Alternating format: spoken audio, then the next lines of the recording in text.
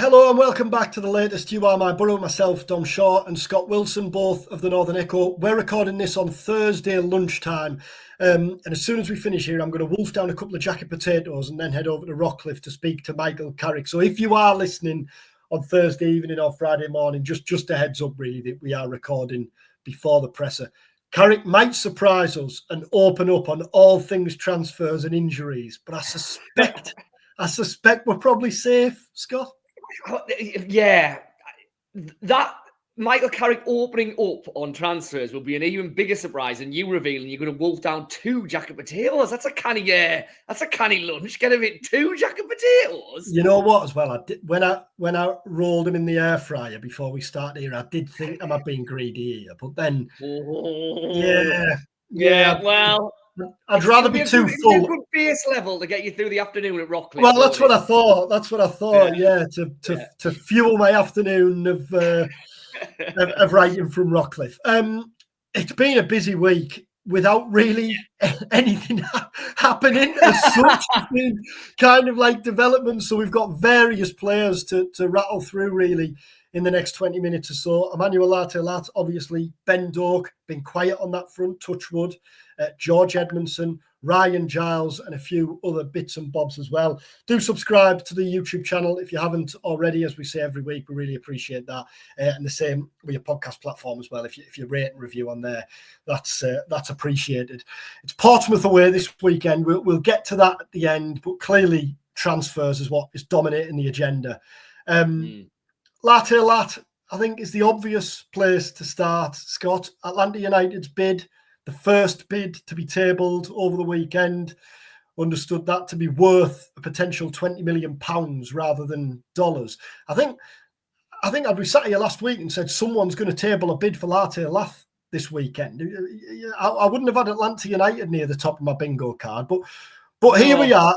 We're told several clubs are sniffing around and have been for a number of weeks with Latte Lath. So the question still remains as to whether anyone else is going to come in. But what do you make of developments over the last few days? Yeah, it feels like that's what Boro are waiting to see, doesn't it? I mean, the writing increasingly looks to be on the wall that Latte Lath will not be a Boro player come the end of the month. Now that, that's not, we have to stress here, that's not us having been told we're definitely selling him. Yeah, I'm sure Carrick on the record later on today will say words to the effect of, he's still massively important, it's talk, blah, blah, blah, blah, blah. Yeah, all fine. But reading the runes, it increasingly feels like that Latte Lath is on his way out of the door. And I think what Boro will be doing, perfectly understandably, is, that bid's on the table from Atlanta United. Yes, they'll want a decision on that at some point, but Boro know that there's obviously the historic interest from Ipswich, the suggestions of Palace, the suggestions of West Ham, who are desperate for a centre forward now that Fulkrug's got that injury. So I think Boro quite understandably will sit tight for as long as they can just to see if there is any other genuine interest out there and if they're going to get any other offers. If no other offers are forthcoming, do they turn down this bid from Atlanta United, £20 million? For a player who kind of feels like you've made your mind up, it might be the right time to cash in. I don't think Latte Lath is still a Boro player come the end of the month. And I think whether he ends up at Atlanta United or not will depend on whether there is, genuine Premier League interest that's going to turn into a bid in the next, few days, really. Because clearly Boro will want to replace him. Clearly they'll need time to do that. So what they don't want this to do is drag on to the very, very end of the window. I think Boro will want it put to bed next week. And I think if Atlanta United at that point are still the only club on, with an actual bid on the table, then that's probably where he'll end up. Boro obviously didn't and don't, in an ideal world, want to lose the top scorer. But in the week that the latest accounts were released and revealed a loss of £12 million, there's a key difference, isn't there, between being a selling club and just realising a shrewd deal or an important deal when you see one. To make possibly 4 times what you spent on a player in 18 months, when I think crucially, I know he's injured, but you've got Tommy Conway there who, when I was looking this morning, has the second best goals per 90-minute ratio in the Championship. And Latte Lath will be replaced this month. Clearly, it is a risk when you're in the top six and you're losing your top scorer. And clearly, it's a position you'd rather not be in. But equally, it's completely understandable. Well, you say there, Boro don't want to be a selling club. I think the reality is if you're a Championship club without parachute payments, you've really got to be a selling club to a certain degree just to be able to survive. I mean, we talk about those accounts and those losses. Well, in the last 2 years, Boro have sold Marcus Tavernier for good money, Chuba Akpom for good money, clearly Morgan Rogers for incredible money, and yet they're still making that level of a loss. And that's really just because that's day-to-day running costs and the wage bill. It's not like Boro, yes, they've signed players in that period. I take that on board, but they've not, it's not like the money that's come in has gone straight out the door on transfer fees, is it? That is what it costs to run a Championship club with ambitions of getting promotion. So, I think you've got to sell when the time is right if you're a club like Boro without parachute payments. And it does feel like the time is probably right with Latte Lath. There's been talk around him in the summer. There's talk now. If he didn't go now, I fully expect there'd be further talk in the summer. Now that's not to say that Latte Lath is desperately trying to get himself out the exit door. There's a difference between that and clearly being an ambitious player with, let's be brutally honest about this, representatives who seem to be very, very keen and eager and willing to tout him left, right and centre. And that's not going to go away. So at some point, I think Boro, will have to sell Latte Lath and cash in that money. And as you say, for a number of different reasons, largely because Conway is there. Yes, he's got to get himself fit, but he's proven he's capable of leading the line for Boro in the Championship. They can do it at a point where it gives them the chance to get a replacement. This hasn't come out the blue. So we know the way Boro operate now. They will have plans in place. They will have targets that have been actively scouted. They'll have a good idea of what those targets are going to cost, what the wages are going to be. Is it realistic to get them this month? All of that due diligence will have been done. So, yeah, you're right. There's never an ideal time to sell your leading scorer. But is this the right time to sell Latte Lath? I think it probably is, yeah. And I know when you're talking recruitment, especially from a Championship perspective, Brentford is the obvious kind of comparison or admired club, admired model to look to as an example. But over the course of the last however many years, they sold Neil Maupay, and you think, well, how are they going to respond to that? Then Ollie Watkins, how are they going to respond to that? Tony, obviously, most recently, I know that's in the Premier League. And yet each time they've managed to adjust and improve. Brighton are another example, aren't they? How many players have they sold over the last few years? I think importantly, when you've got a model like Boro's these days, player exits is part of the cycle rather than the end of a cycle, isn't it? Yeah, and it, ultimately it comes down to, well, how good is your recruitment? How good is your sourcing and ability to sign players who can come in and replace these players and be the next ones that will potentially sell on and make a profit? As you rightly said, Brighton and Brentford, justifiably have been really lauded for the way they've traded players, but it's because they've got an awful lot more right than they've got wrong. Now, to be fair to Boro, and you wrote a piece on this, Dom, haven't you? In terms of the last 2 or 3 years, their successes in terms of bringing in these players has far outweighed their failures. There will be failures. You're not going to get every transfer right. And certainly not when you're doing what Boro are trying to do, which is bring in relatively unproven, often quite young, often untested in the Championship players to develop. But the answers are there, aren't they? Rogers, Vandenberg, Latte Lath. We can keep on going.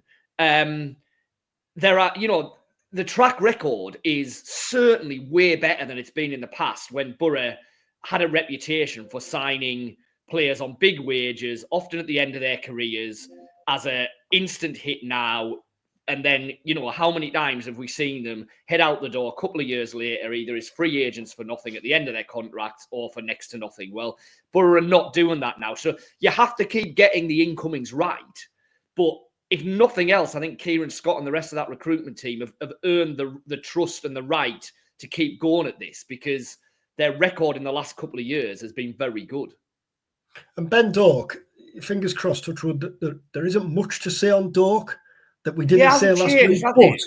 But just on Doak, I know Doak's only a loan signing, but part of Borough's ability, or one of the reasons Borough were able to sign Doak, who was in demand in the summer, Premier League and Championship clubs interested, was the fact players like Rodgers and Vandenberg have come and improved so impressively and so quickly, and you can see that there's a real route to success and route to improvement relatively rapid for young players. That even if Doak isn't a permanent signing, there is a knock-on effect. Clearly there are other factors. Playing for Michael Carrick is a major pull. How many players have talked about that? There are several factors, but it all comes together, doesn't it? Oh yeah, absolutely. And that's why I think there's obviously a little bit might depend on what happens with Doak, but the Premier League loan market will definitely be a market Borough will be looking to explore this January as well, because, we've seen what a difference that can make. And like you rightly say, Borough seem to be pretty near the top of attractive Championship clubs when Premier League teams are looking to loan out some of their best young players. On Doak, yeah, you're right. Nothing's really changed this week, which is good in some ways. I guess the worry with Doak, the longer the transfer window goes, is this going to be a deadline day circus? Dash.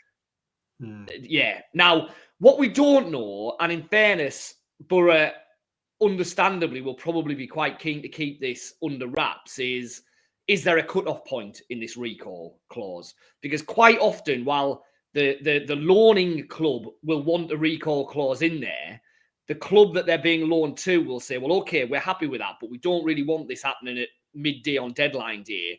If you're going to recall him, it's got to be up to a certain point within the window.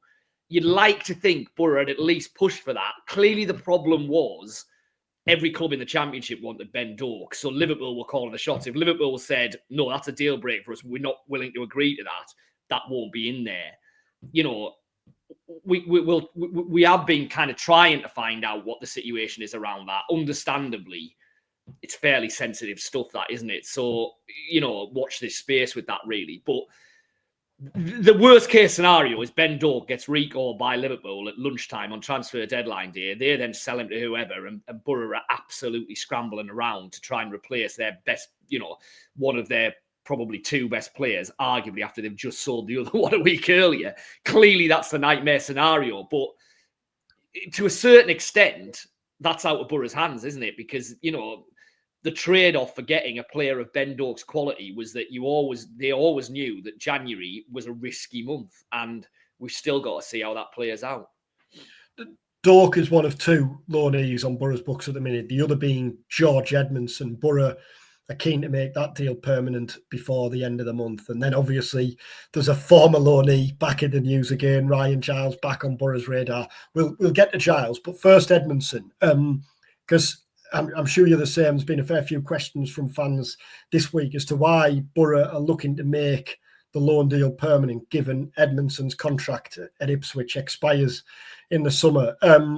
Well, from what we gather, there's a couple of reasons for that. Firstly, as much as Edmundson is enjoying it at Borough, it just avoids any kind of uncertainty in the summer when other clubs are obviously free to speak to him. But also, it would free up a loan space. Now, I know Borough currently have 3 loan spaces available. You're allowed 5 in a matchday squad. So Borough would currently have 3 available.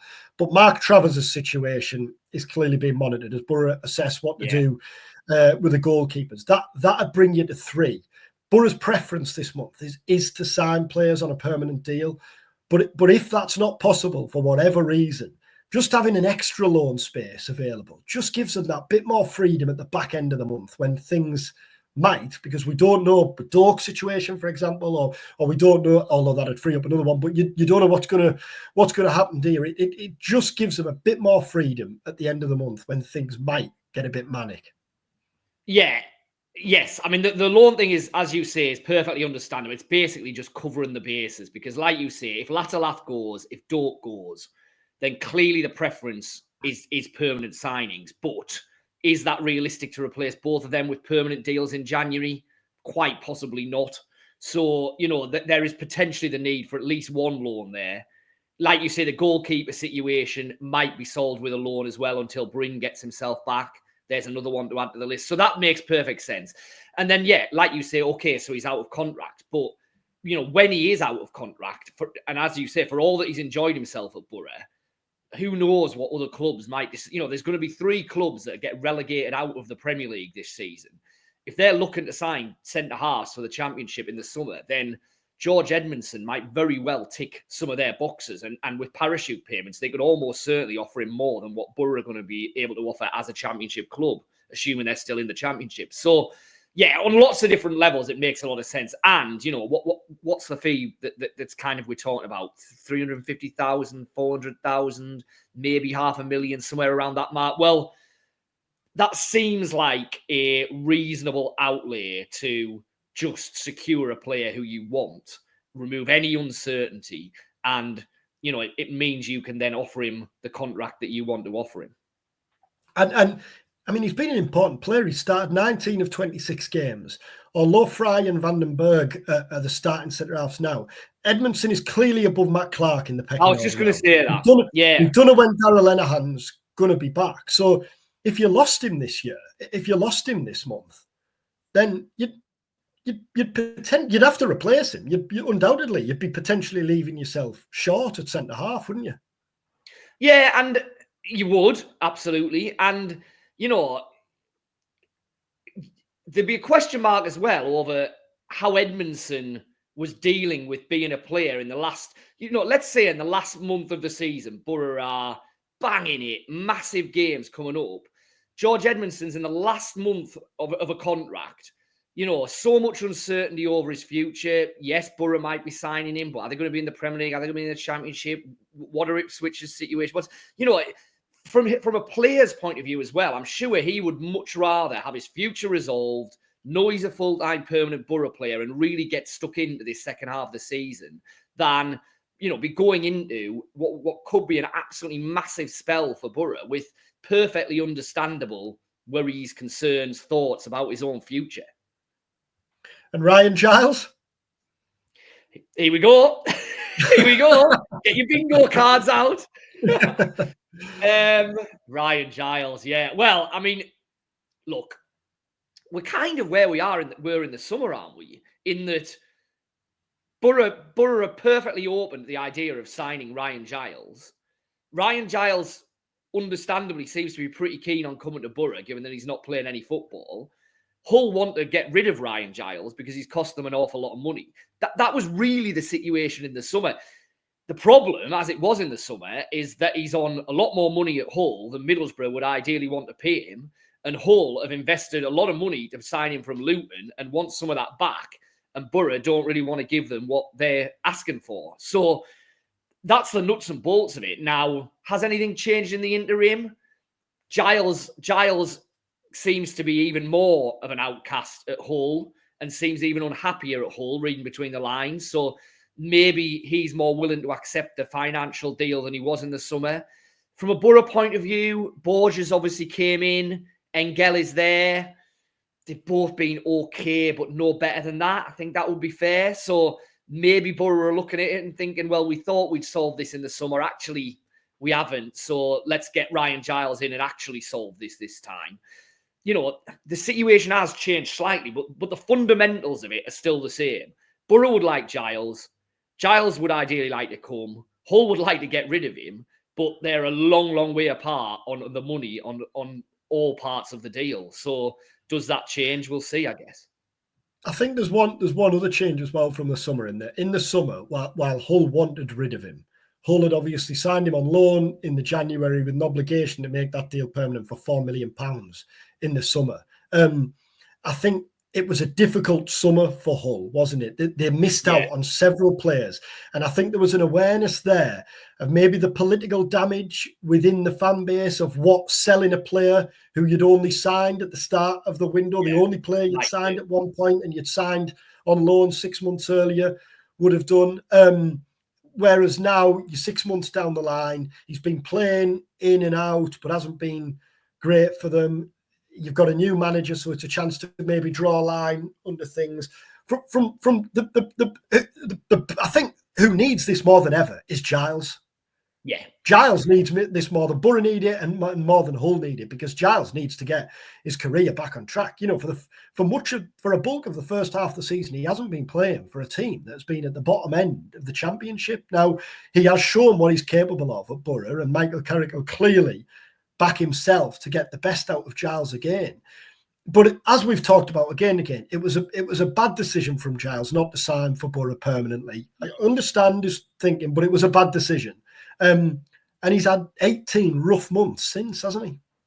Yeah, which is why, you know, this is a bit of a gamble for Boro. And so why Boro understandably don't want to mortgage the house on this, because, you know, yes, if Boro get the Ryan Giles that was flying down the left wing during the playoff season, getting all those assists, whipping in crosses left, right and centre, forming that great relationship with Akpom and Archer, yeah, brilliant. If they get the Ryan Giles, who hasn't been able to get in the Luton team or hasn't been able to hold down a place in the Hull team, then that's a very different proposition, isn't it? So, you know, you're taking a little bit on trust that Giles can be the same player that he was. Now, there's no reason why he can't. And, you know, a change of scenery might be just what he needs. But I understand why Boro are not just wanting to, you know, fall down like a pack of cards and give Hull and Giles everything they're asking for, because they are taking a bit on trust here. There is a game this weekend, Portsmouth away on Saturday afternoon.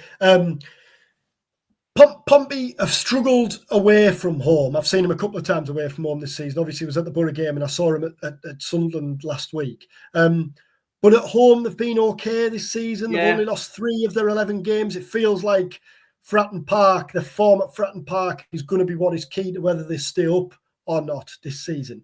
I think it's one of those games where it's not an easy game by any means, but it's a game Boro need to be winning. I think it's a tricky game. I agree. It's a game they need a positive result on, because, I was obviously at the FA Cup game at the weekend, and while going out the FA Cup in isolation, I wrote about it, is, you know, it's not a disaster. The FA Cup is clearly not the be-all and end-all for Boro this season. It's 1 win in 6 now for Boro. You know, they didn't have a good Christmas. That's carried over into the new year. 1 win in 6, and even that was the last-minute goal at Hull. You know what I mean? So, yeah, they do. They need a positive result, because all of a sudden, if they don't get one, then that West Brom home game next week becomes absolutely massive in terms of getting the show back on the road. But I think it's tricky down at Portsmouth. I'm with you. I think it's a hard enough ground to go to. Portsmouth have clearly, you know, made themselves at least hard to beat on their own ground. We all know what Fratton Park's like if we've been there. You know, it's pretty old school. There'll be a good old atmosphere there. I think it's got the makings of a tricky afternoon for Boro. Just one on Portsmouth. Sammy Silvera's obviously loan stint at Portsmouth was cut short this week. No surprise there. And he's gone to Blackpool for the second half of the season. And John Massinho spoke really well on the matter earlier this week when he talked about how Silvera didn't, if you're not aware, Silvera was criticised by the Portsmouth fans during a recent defeat to Bristol City, and they chanted for him to be sent back to Boro. And he didn't feature again after that. Massinho said in his quotes that basically he worried of the implications of playing him again. If he gets the same treatment again, what effect that's going to have on his confidence. It makes complete sense. It just hasn't worked for whatever reason, did it, at Portsmouth? So hopefully in the second half of the season at Blackpool, a step down, hopefully he can get back on track and have a positive end to what has been a difficult season so far. Yeah, and sometimes loans don't work. You know, there's no... Carrick talks about that all the time, doesn't he? Yeah, exactly. Yeah. But what I would say is, if he then goes to Blackpool in League One and can't hold down a place and, you know, doesn't really look right for that level, then that is a massive concern for Boro, and that's almost, well, what do you do then? You know, that's kind of end of the line stuff, isn't it? Clearly, the hope from a Boro perspective is, you know, this is a bit of a blip, goes to Blackpool, plays regular football in League One, gets a bit of rhythm back, scores a few goals, gets a few assists, and then can come back in pre-season, and you can get an actual handle on, you know, is he a championship player? Is there a championship player in there? Like I say, if the Blackpool loan becomes a repeat of the Portsmouth loan, then that is clearly a massive concern. Well, I'd love to sit and chat for 10, 15 minutes longer, but I've got some jacket potatoes to eat. Topping? Tuna or cheese? What do you reckon? Do you know what? Funnily enough, I can't remember who it was with. I had a jacket potato discussion the other day. I think it was with my sister-in-law. And she was absolutely horrified that if I have a jacket potato with the kids, I will quite happily chuck anything and everything on. I would have tuna, cheese, and beans all together on a jacket potato. No. I wouldn't go tuna and beans. I wouldn't go. I'd go beans and cheese. Not like lumped all together, but you know, tuna by the side, beans over the top, cheese melted. Yeah, no problem with that. Bit of salad. Yeah, beans actually. Beans on the salad doesn't matter. I'd chuck anything on there. Whereas she was like you, absolutely no way. It's either cheese and or beans or tuna. You can't muddy the tribes. Well, I'll tell you what I could do. I could throw a curveball. Given there's two down there waiting to be gobbled, I could go for one filling on one and one on the other. Tuna on one, cheese and beans on the other. Yeah, that might be the answer, you know. Well, as if you didn't need an invite to tune into our next episode of You Are My Boro. We'll be back next week to exclusively reveal. Yeah, thanks for watching. Safe travels if you're going to Fratton Park, by the way, this weekend. Great effort. Some trek that. Yeah. So safe travels. Enjoy it. Hopefully you'll come back with 3 points, and we'll be back early next week or around some point next week. Obviously, it's a West Brom game, so we'll try and squeeze one in before the West Brom game. If not, might be on Wednesday or Thursday, looking back on that and ahead to the trip to Preston. I'm sure there'll have been a fair few transfer developments by then, which may well dictate when we're next on. But thanks for watching. Thanks for listening. Enjoy your weekend. Take care.